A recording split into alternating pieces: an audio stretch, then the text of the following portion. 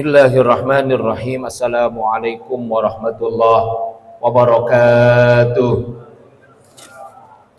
Alhamdulillahirabbil alamin wassalatu wassalamu ala asyrafil anbiya'i wal mursalin wa ala alihi wa ashabihi ajma'in, amma ba'd. Shaimin shaimat rahimakumullah. Puji syukur kehadirat Allah Subhanahu wa taala, salawat dan salam kita haturkan ke junjungan kita baginda Nabi besar Muhammad sallallahu alaihi wasallam beserta para keluarga dan para sahabatnya. Shaimin shaimat rahimakumullah. Kita sudah berada di malam yang ke berapa? Ke-19. Udah buka kan? Alhamdulillah. Tema kita pada hari ini adalah tadi disampaikan ikhtiar Nabi Zakaria, ikhtiar langit Nabi Zakaria alaihi salam. Apa ikhtiarnya? Ikhtiarnya adalah untuk mendapatkan dzurriyyah. Apa dzurriyyah? Yaitu keturunan. Kalau kita berbicara tentang kisah Nabi Zakaria alaihi salam, tentu kisah ini tidak terlepas dari kisah Siti Maryam. Siapa Siti Maryam? Ada yang tahu Siti Maryam? Siti Maryam anaknya Imran. Bukan anaknya Nabi Isa, anaknya Imran. Ya. Imran itu ayahnya Siti Maryam. Kakeknya Nabi Isa alaihi salam. Ya. Imran orang yang sangat soleh, ilmunya luas dan memiliki banyak murid-murid. Ya, di dalam Al-Quran keutamaan atau keistimewaan dari keluarga Imran ini Allah menyebutnya, a'udzubillahi minasyaitonirrajim, innallaha astafa Adama wa Nuha wa Ibrahim wa ala Ibrahim wa ala Imrana 'alal alamin.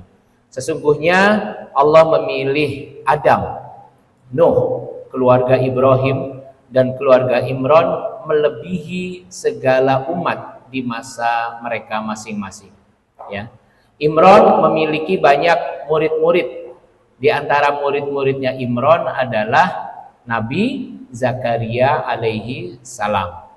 Jadi di waktu Nabi Zakaria belum menjadi nabi, beliau adalah sebagai muridnya Imran. Ketika Imran akan meninggal, Imran meminta kepada murid-muridnya untuk ada yang memelihara Maryam. Beliau mengatakan, ayyukum yakfulu Maryam. Siapa yang akan memelihara Maryam?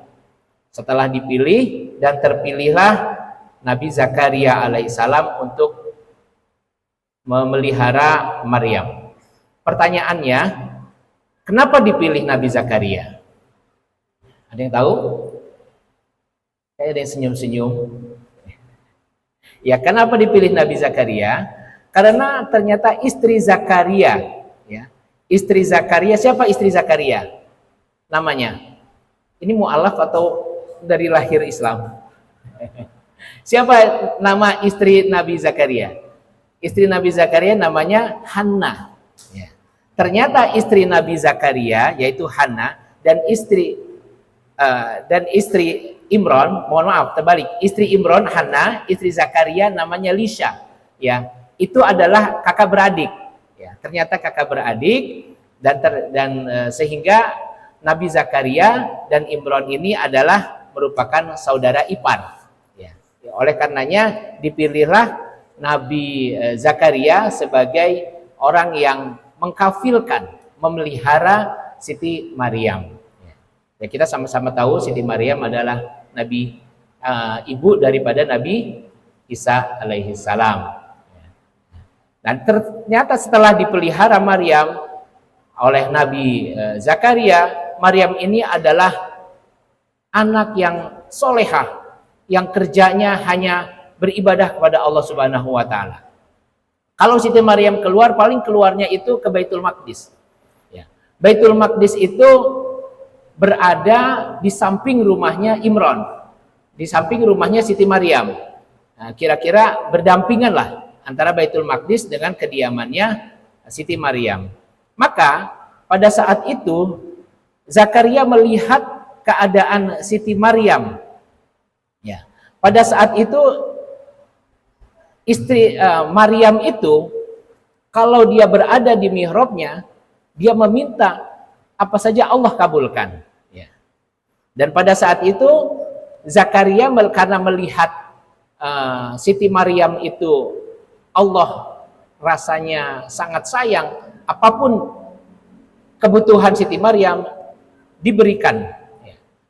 Oleh karenanya Nabi Zakaria juga menginginkan seperti itu. Maka Nabi Zakaria yang sudah usianya tua, usianya sudah tua, sudah tulang-tulangnya juga sudah tidak dikatakan kuat lagi, rambutnya sudah memutih, dan kemudian istrinya juga mandul. Dia berharap, bermunajat kepada Allah, berdoa meminta kepada Allah untuk diberikan dzurriyyah, untuk diberikan keturunan. Seperti halnya Maryam. Maryam itu kalau masuk ke mihrabnya, tahu mihrab? Mihrab itu kalau di rumah ada tempat ibadah. Nah, ini juga salah satu untuk kita ya, agar kalau kita punya rumah, di rumah kita siapkan mihrab, tempat ibadah kita, tempat sejadah kita. Nah, jadi Maryam itu karena anaknya Imron, anaknya orang yang sangat soleh, dia siapkan mihrab di tempatnya untuk berdoa, bermunajat kepada Allah. Dan setiap saat kalau kebutuhannya Siti Maryam, Allah turunkan apa? Makanan-makanan dari langit. Makanannya super. Jika saat itu ada di sana itu musim dingin, yang diberikan, yang diturunkan adalah makanan yang ada di musim panas. Kalau ada di musim panas, makanannya makanan yang berada di musim dingin. Sungguh luar biasa. Ya. Bukan musim durian, Allah kasih durian. Ya. Bukan musim anggur, Allah kasih anggur. Nah, ini luar biasa, sangat ya. Melihat hal-hal yang seperti itu, Nabi Zakaria itu sangat ingin seperti itu. Oleh karenanya Nabi Zakaria memberanikan diri ya untuk berdoa kepada Allah Subhanahu wa taala untuk diberikan dzurriyyah, untuk diberikan keturunan. Di dalam Al-Qur'an ayatnya yang tadi saya sampaikan, kullama dakhala 'alaiha Zakaria al-mihrab wajada indaha rizqa. Setiap kali Zakaria memasuk kepada mihrabnya Siti Maryam, wajada indaha rizqa. Ditemukan, didapati makanan, rizki, buah-buahan dan lain sebagainya. Qala ya Maryam, Zakaria bertanya, ya Maryam, anna laki hada? Siapa ini, dari siapa Maryam? Qala hada min indillah.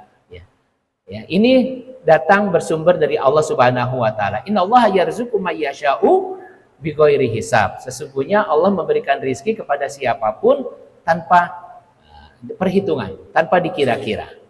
Ini jadi kalau kita bekerja, sesungguhnya yang memberi rizki kepada kita bukan bos kita, bukan atasan kita, tapi Allah Subhanahu wa ta'ala. Apapun yang ada di kita, itu sumbernya dari Allah Subhanahu wa ta'ala, bukan dari selain Allah Subhanahu wa ta'ala. Ma'asyiral muslimin rahimakumullah. Kemudian Nabi Zakaria tetap berdoa, memohon kepada Allah, doanya dengan suara yang lembut, ya, dengan suara yang syahdu sehingga menggetarkan langit. Ya. Hunalika da'a Zakaria, hunalika da'a Zakaria Rabbah. Di sana Zakaria berdoa kepada Rabbnya. Apa doanya? Rabbi qala Rabbi habli min ladunka dzurriyyatan thayyibah. Ya Rabbku, berikanlah aku dari sisimu seorang anak yang thayyibah, dzurriyyatan thayyibah, anak yang baik. Innaka sami'ud du'a, sesungguhnya engkau yang maha mendengar doa. Ya. Ini jadi kita bisa mencontoh Nabi Zakaria. Kalau kita ingin bermunajat, punya keinginan, menggunakanlah kalimat kata Wahhab. Wahhab itu nama Allah, Al-Wahhab, ya, maha memberikan karunia. Jadi Asmaul Husna, kalau kita berdoa, berdoalah melalui nama-nama Asmaul Husna. Kalau kita minta dikasihi, menggunakan kalimat Ar-Rahman. Minta disayangi Ar-Rahim. Yang minta dikaruniai rizki, anak dan lain sebagainya menggunakan kata Al-Wahhab. Robbi habli minas solihin, ya Allah karuniakanlah kami anak yang soleh. Nah, ini kalimat Wahhab itu kalimat yang sangat lembut. Ya Allah, Engkaulah yang maha mengaruniakan. Karuniakanlah ke aku anak yang zuriyah thayyibah, anak yang baik. Ya, sesungguhnya Engkau yang maha mendengar segala permintaan. Kemudian fanadathul malaikah. Ketika Nabi Zakaria sedang berdoa, sedang sholat, dipanggil oleh malaikat, wa huwa yusolli fil mihrab. Dan Nabi Zakaria sedang berdiri, sedang sholat di mihrab. Doanya belum selesai, Allah sudah kabulkan doanya tersebut. Singkat gak? Cepat sekali doanya mustajab. Nah, apa kata malaikat? Annallaha yubasyiruka bi Yahya. Allah memberikan kabar gembira kepada kamu. Doamu sudah Allah terima, sudah Allah dengar. Engkau akan diberikan, dikaruniakan anak yang sudah diberi nama oleh Allah. Siapa namanya? Yahya. Jadi nama Yahya itu adalah pemberian dari Allah Subhanahu wa Ta'ala. Cuman Nabi Zakaria yang punya anak dinamain oleh Allah Subhanahu wa Ta'ala. Namanya Yahya, yang maha menghidupi. Karena bapaknya sudah tua renta, umurnya di dalam satu riwayat dikatakan 100 tahun. Istrinya sudah tua juga. Bahkan dikatakan mandul. Nah, Lisha, ya, dikatakan mandul. Kalau secara teori medis mungkin nggak bisa punya anak, nggak mungkin. Tapi ini adalah mukjizat Allah. Allah memberi rezeki may yasha kepada siapapun yang Dia kehendaki. Sebagai apa sih Nabi Yahya itu nanti? Musaddiqom bikalimatim minallah. Nanti Nabi Yahya akan menjadi pembenaran dengan kalimat-kalimat Allah. Maksud tafsir ini kalimat Allah adalah yang membenarkan Nabi Isa alaihi salam. Jadi Nabi Isa dengan Yahya adalah sepupuan. Nah, Nabi Yahya lebih tua. Nanti ketika Nabi Isa sudah ditunjuk sebagai Rasul, Yahya yang akan membenarkan Nabi Isa alaihi salam. Kemudian juga sebagai sayyidan wa hasura wa nabiyyam minas solihin. Ya, sayyidan sebagai penuntun, wa hasura itu orang yang tidak pernah berzina, orang yang tidak pernah bermaksiat kepada Allah. Allah jaga, dia maksum daripada berhubungan dari suami istri. Jadi Nabi Yahya ini tidak menikah selama hidupnya. Wa nabiyyam minas solihin, dan juga sebagai nabi daripada golongan orang-orang yang soleh, ya, sebagai nabi. Jadi ini kabar gembira yang kedua untuk Nabi Zakaria. Kabar gembira yang pertama akan diberikan anak yang dinamai dengan Yahya. Kabar gembira yang kedua, anaknya itu akan diangkat sebagai nabi minas solihin. Kemudian Nabi Zakaria bertanya kepada Allah, qala rabbi anna yakunu li gulam wa qad balaghaniyal kibaru wa imraati aqir. Ya Allah, bagaimana aku punya anak sedangkan balaghaniyal kibar, aku sudah tua renta, tulang-tulangku sudah rapuh, wa imraati aqir, dan istriku adalah seorang yang mandul, sudah tua juga dan mandul. Qala kadzalikillahu yaf'alu ma yasha. Malaikat berkata, demikianlah Allah. Kalau Allah sudah berkehendak, siapapun tidak akan bisa menolak. Qala rabbi ja'al li ayah. Kemudian Nabi Zakaria itu meminta lagi kepada Allah, ya Allah, oleh karenanya berikanlah aku tanda. Tanda apa? Tanda kalau istriku nanti hamil, benar-benar hamil. Qala ayatuka alla tukalliman nas salasata ayyam. Allah mengatakan alla tukalliman nas, engkau tidak akan bisa berbicara salasata ayyam illa ramza. Engkau tidak akan berbicara selama 3 hari kecuali dengan isyarat-isyarat saja. Tidak bicaranya bukan karena dia ada gangguan sakit di tenggorokan, bukan karena yang lain-lain, tapi karena memang Allah jadikan sebagai tanda dia tidak bisa berkata-kata kepada manusia kecuali hanya isyarat-isyarat saja. Itu tandanya Allah sudah mengabulkan doanya. Tandanya istrinya dijadikan hamil oleh Allah Subhanahu wa taala, tidak bisa berbicara selama 3 hari kecuali hanya dengan bahasa tangan saja. Kemudian Allah mengatakan wadhkur rabbaka katsiran wasabbih bil ashyi wal ibkar. Wadhkur rabbaka, maka sebut-sebutlah nama Tuhanmu, berzikirlah nama-nama Tuhanmu, wasabbih bil ashyi wal ibkar, dan bertasbihlah di waktu asyi, di waktu malam, wal ibkar, dan di waktu subuh. Jamaah rahimani wa rahimakumullah, oleh karenanya di akhir kisah ini di dalam Al-Quran surat Al-Anbiya ayat 90 ditutup kisah ini dengan wa wahabna lahu Yahya wa aslahna lahu zaujah, ya. Maka kami kabulkan doanya. Doanya siapa? Doanya Nabi Zakaria dikabulkan dengan diberikannya anak keturunan yang dinamai Yahya. Wa aslahna lahu zaujah, dan aku jadikan istrinya dapat mengandung. Innahum kanu yusari'una fil khairat. Nah, ini yang terakhir ada satu syarat-syaratnya bagi bapak dan ibu yang belum mempunyai keturunan dan ingin memiliki keturunan seperti halnya Nabi Zakaria ini. Di ayat ini Allah mengatakan innahum kanu yusari'una fil khairat. Kenapa doa Nabi Zakaria itu dikabulkan? Alasannya yang pertama adalah innahum kanu yusari'una fil khairat. Karena mereka itu saling mendukung di dalam kebaikan.